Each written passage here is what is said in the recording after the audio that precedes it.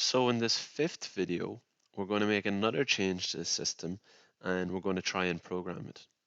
And this is a hardware change. So if we're given specific hardware and we're told cylinder A is spring return, how am I going to code this? So that means we've got one less output because we only have one output if it's spring return. We have an output that if we turn it on, it will make A extend, but when we cut the power to it, it will make A retract. Okay? And if we jump into our sequence the way it is, we scroll up here, we know in steps 10, A is going to extend, and in steps 20, B is going to extend. But the problem here is that when we go into step 20, this output will now be off, because it doesn't say anywhere equal to 20 here, turn it on. So if we go into 20, it'll be off, and then that means it'll automatically spring back. So what will happen to your sequence is you'll have A plus, and then in here at the same time, you'll have B go plus and A go minus. But we don't want A to go minus until over here. So what we've got to do if we're keeping an output on for more than one step, we need to latch it. So what I'm going to do is, even though I still have these two here in, I'm going to go ahead and latch it because we can still do that. We can go ahead and latch it. So use the output as an input to bring in a latch. And then we need somewhere to break the latch. So we use a not equal to button. Okay. And basically we need to just look in the sequence about where we want to break the latch. And it's in step 30 there. That's where we want to bring it home. So we're going to be putting 30 in there. So now what it's saying is in step 10, turn me on. We've latched on.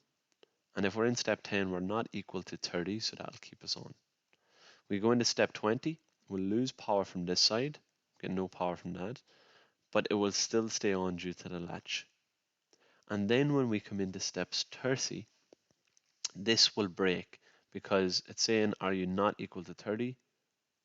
Well, the problem is no, because I am equal to 30. Okay.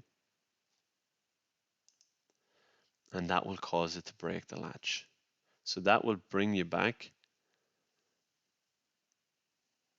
and make the cylinder return. So essentially now what we're adding in is, or all we have to take away is, well, we don't need this part because we don't have an output to bring it back. We just have to control the one output because it's spring return. So I can take that out. This input side of things won't change because in step 10, we'll wait for it to fully extend, go to step 20, wait for it to be fully extend, and then go to step 30. Then 30 will cut the latch and start bringing A back.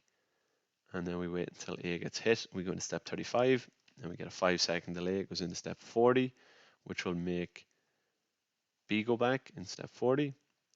B returns because that's double solenoid. And then wait for B to return, go into step 50. And then in step 50, we want A to go forward and A to come back. And while we still can do that with the latch, 50, A will go forward, it will latch. So we'll also need to break the latch in step 60. This is just one step after another, which, will just have to be done because we're latching it. Because we needed to use it on in a particular range, it's latched, so we will just have to do the break in step 60, even though it's only basically being on for one step. And that shows you how you can use an OR gate to put your output on in more than one location, but also how to latch it on in more than one location. You see the pairs that occupy with it, and you could do that more and more times if you want. So I hope that makes sense. All the rest of the code, the inputs should be coded the same way. It's just that hardware change has made us have to rethink our outputs. Last thing to add in is just anywhere you do a latch, you should always break in step 0. It's a good habit to get into, because what you want to do if you're resetting the system, you press the reset button, you want to break that latch so it comes back to the home position. Because if you think about it, if you go into step 10 and the latch comes on and you're in step 20 and you press the reset button, if you didn't have this in, this would still stay extended, because the only way to get this to come home or to retract, is to get into step 30 or into step 60. So now by putting this in, it means when we press the reset button and go into step 0, it will also bring that home. These two here are fine, because if we go into step 0, the outputs will be off because they're not equal to 20 and they're not equal to 40. And then we can manually bring them home, manually move them back into position. So that's the code for that system, and I hope that makes sense.